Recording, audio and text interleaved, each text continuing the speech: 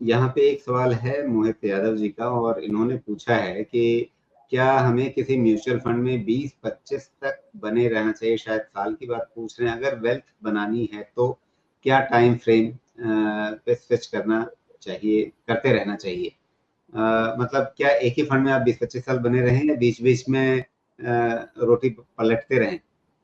जैसे लोग चुनाव के लिए कहते हैं, पॉलिटिकल पार्टीज के लिए कहते हैं कि भाई रोटी पलटनी चाहिए, तो क्या वैसे ही कुछ फॉर्मूला यहाँ भी है, या आपको एक अच्छा फंड मिल गया, आप आराम से रह जाइए उसमें 20-25 साल, कोई दिक्कत नहीं?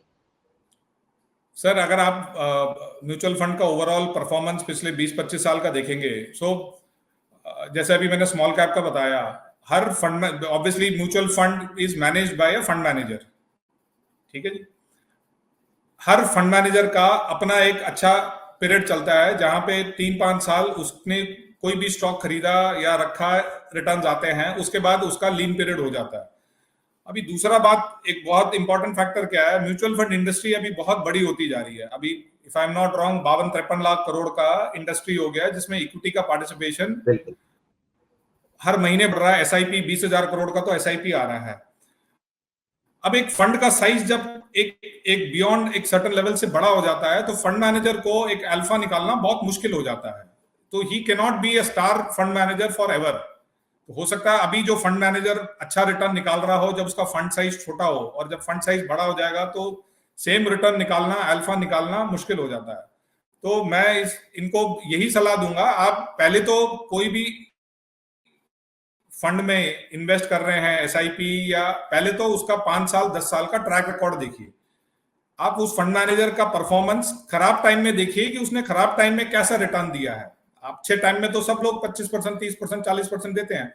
आप ये पता करने की कोशिश कीजिए, अगर कोई भी बियर मार्केट है या 6 महीना साल भर अगर कोई खराब रहा है, तो उस टाइम में फंड मैनेजर ने क्या परफॉर्मेंस दिया है, उस हिसाब से आप अपने एसआईपी को ट्यून कीजिए। अगर आपको लगता है कि ये फंड मैनेजर आपके पोर्टफोलियो के साथ 3-5 साल जस्टिफाई करता है, तो आप 3 साल 5 साल का एसआईपी बनाइए। जैसे एसआईपी खत्म होता है, देन रिव्यू इट, कि शायद सेम फंड मैनेजर का ही आपने कंटिन्यू करना है, या बाजार में और भी फंड मैनेजर है। और एसआईपी जरूरी नहीं है आपने एक फंड में करना है। Choose your 2-3 best funds, and every 2 year और 3 ईयर आप उनका एक कॉम्प्रिहेंसिव रिव्यू कीजिए। आपको लगता है कि ये फंड मैनेजर जस्टिफाई कर रहा है, फंड मैनेजर ग्रोथ के साथ अपने आप को अलाइन रखता है, तो फिर से आप उस एसआईपी को कंटिन्यू कीजिए, या उस एसआईपी को किसी दूसरे फंड में जो अभी पिछले 3-5 साल से फिर परफॉर्म कर रहा है, आप यू कैन स्टार्ट पार्टिसिपेटिंग। जी, ये थोड़ा वैसे ही हो गया कि भाई ठीक है, आप किसी पार्टी को पसंद करते हैं, आप उसे 10 साल, 20 साल, 30 साल भी सत्ता में रखना चाहें तो ठीक है, कोई बात नहीं, लेकिन हर 5 साल में आपको एक बार वोट देना है। तो वैसे ही आपको बिल्कुल 2-3 साल में अपने फंड को रिव्यू कर लेना है। उसके बाद आप कंटिन्यू रहना चाहें, अगर आपको ठीक लग रहा है तो आप कंटिन्यू रहिए, नहीं तो कोई दिक्कत नहीं, आप स्विच यस। कर लीजिए। अगर आप हर 2-3 साल में रिव्यू करने के बाद कंटिन्यू करते रहें किसी फंड को, तो वो आपका एक बढ़ा हुआ कॉन्फिडेंस दिखाता है कि भाई वो फंड आपको हर साल, मतलब हर रिव्यू में हर 2-3 साल बाद देखने पर अच्छा ही लग रहा है, तो आपसे इसी प्रोसेस में बढ़ाते हुए 20 साल भी दे दीजिए, कोई फर्क नहीं पड़ता। लेकिन बिल्कुल आप आज पैसा लगा करके या आज एसआईपी शुरू करके सीधे 20 साल बाद रिव्यू करेंगे, तो फिर मतलब पता नहीं फिर आपका रिजल्ट कैसा होगा।